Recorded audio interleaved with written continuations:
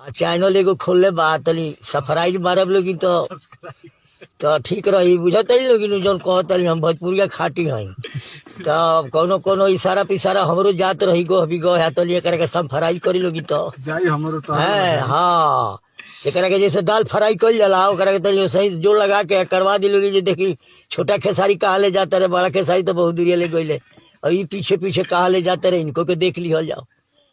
आप खेसारी लाल यादव के ना यूट्यूब पे बोल सकते हो। अगर आपका काम खेसारी नहीं करेगा ना तो आप लाइव आके बोल सकते हो और पूरी दुनिया को एक दिन में पता चल जाएगा कि खेसारी लाल यादव छपरा में काम नहीं किया, क्योंकि खेसारी को पूरी दुनिया जानती है। तो इसलिए प्रॉब्लम है कि हमें बदलाव की तरफ जाना पड़ेगा। एक बार बदल के देखते हैं ना क्या फर्क पड़ता है। मैं ये कह रहा हूँ ना कि एक बार बदल के देखते हैं, बदलिए, सब लोग मिल के बदलिए बिहार को बदलना। मैं आया हूँ एक संकल्प लेके।